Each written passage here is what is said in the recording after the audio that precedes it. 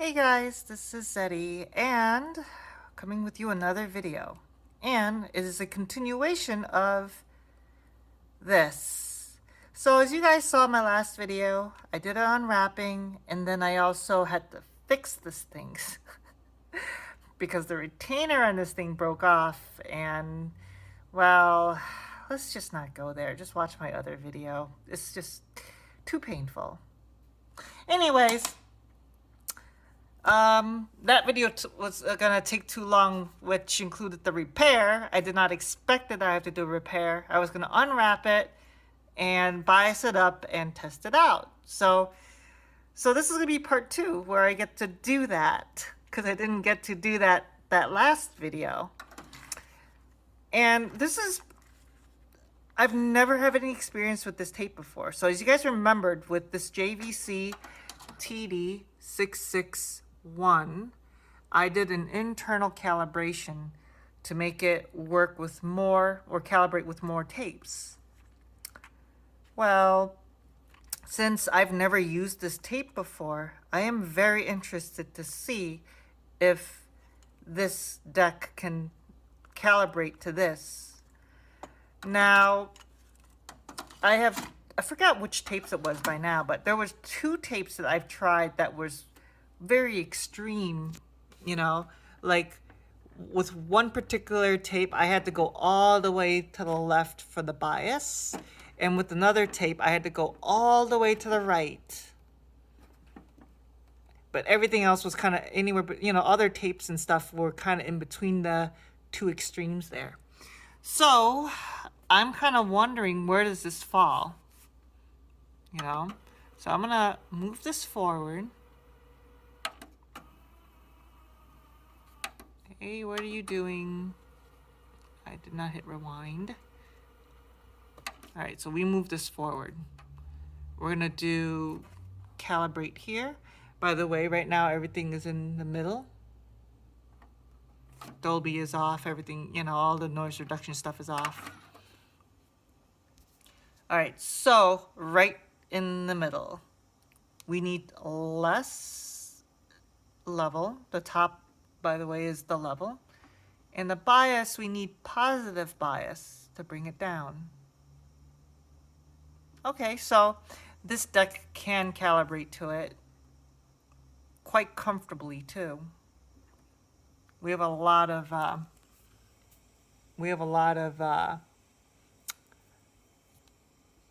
space, I guess. A lot of headroom to work with, I guess, if that's the word. I can't English right today. Don't know sure why, but anyways, you can see how much more we can go. We're in a very comfortable spot. Just need to dial in a little bit of negative level, dial the level back a little bit, and give it more bias. And this tape is good. All right. Well, I'm gonna then, of course, really, I like using this deck to record, and I don't know, I just do. Like, I made a promise to myself that I'm gonna split the recording duties from these two. No, the Nakamichi ZX7 does sound better than the JVC that I have here. I mean, I'm sorry, I just have to say it. It's I mean, it's not that much better. I mean, yeah, the JVC can hold on its own. And if you're not doing an A/B test, you're not going to notice. But I'm diverging right now. Let's get this calibrated. Let's go to no noise reduction, 70 microseconds. It is a type 2 tape, so we're going to use the SX moniker. We're going to move this forward a little bit more so it's a little centered. All right.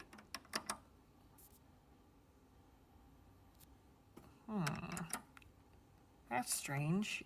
Oh, you know what? I gotta turn that there. There we go.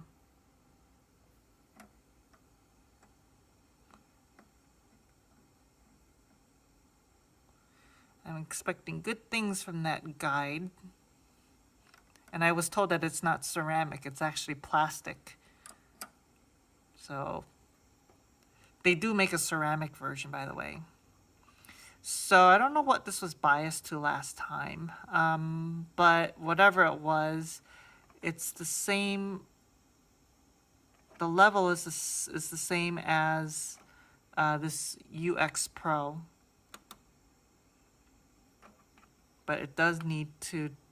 We need to bring this bias down. Now in this deck, I actually have to turn it down to get the level to go down. So I think in reality what I'm doing, even though I'm turning left, is I'm actually giving it positive bias.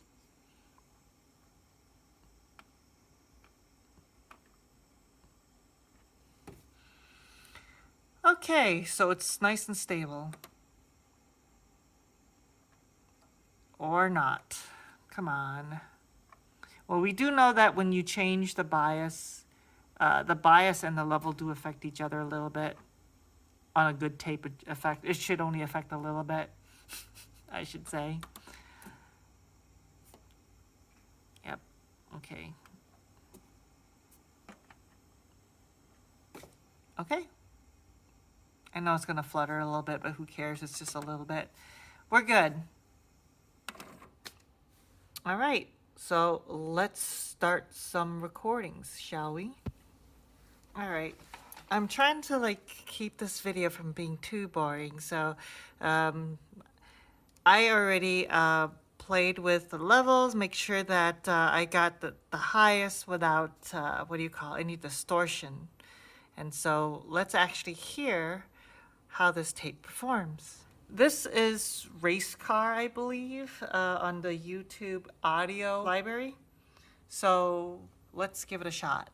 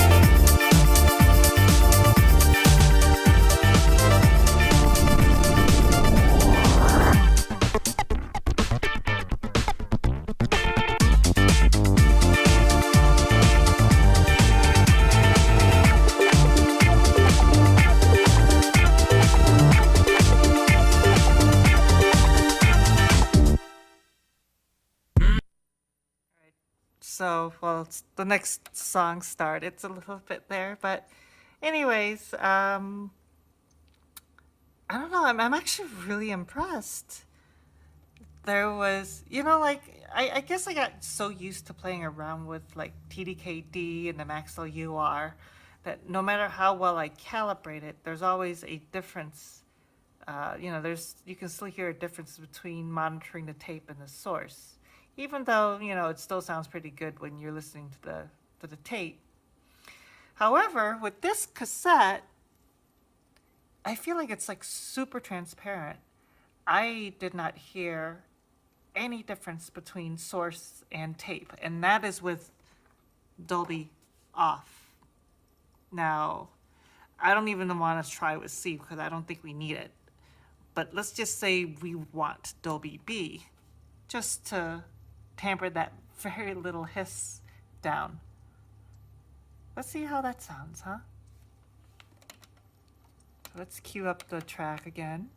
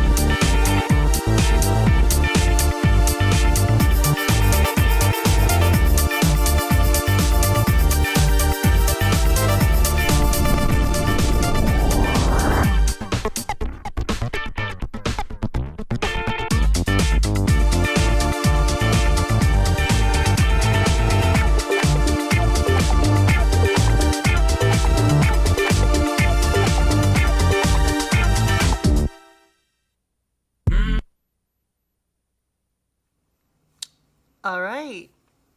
Again, it still sounds pretty transparent to me, even with Dolby B. But, really you're not going to hear a difference until, there are, you're going between songs, when there's a silent part.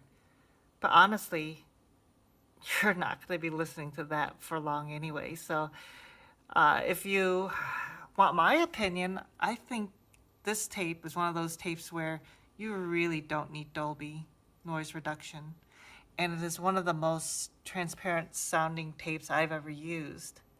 So, thumbs up. And that's it. It's relatively short because I cut out a lot of the, like boring bits, I guess, like trying to make the level and the tedious parts, except for the what do you call it, calibration part. I kind of left that in there. So, just want to let you see how stable the tape was. By the way, I know that you guys heard some what seems to be dropout, but I don't think that's dropout. I think that's actually part of the source because it happened at the exact same spot on the track. So I don't think it's the tape. Also, let me mention, it does seem like it likes to be at around 3 dB. Maybe a little bit more than 3 dB, maybe 4 would be good. But you don't want any more because it does start to distort past that, and you can actually hear it. It's like a wall, unlike the TDKD where it almost seems like you can push further and further, and it just naturally compresses, like gradually, so you won't really notice it until you switch between tape and source like a lot and try to listen for the nuances. With this one, it just it either sounds good or it sounds distorted. Like there is no slow progression of of clean sound all the way down to distortion. There's no small ramp up to that. This is just, it sounds clear, and then you just go past a little bit, boom, distortion. It's just like that. So actually, let me demonstrate that right now. Let me get back to the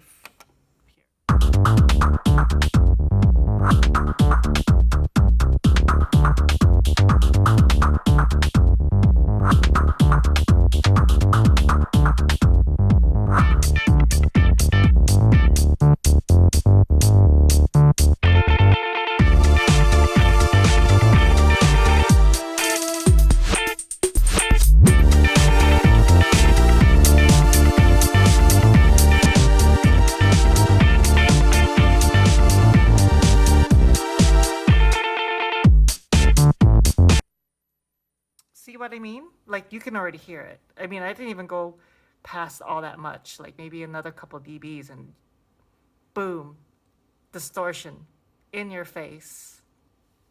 And the TDKD seems to handle that a little bit more gracefully, to the point where you might accidentally be hit the distortion area and not even know because it was so gradual. But maybe there's something to it, Maybe it is good to have a tape that kind of tells you right away without any ambiguity that, you passed the point of distortion, like it can't take anymore. So take it for what it is. But yeah, this is an awesome tape. I mean, I didn't doubt it at all. It's just that I don't really use Sony all that much, apparently. A lot of my stuff is like either Maxell or TDK. So it's a thumbs up for me, other than that weird thing with the retention plastic thing breaking. If you like this kind of video, like and subscribe, hit the notification bell, and, more of this stuff coming your way. Peace.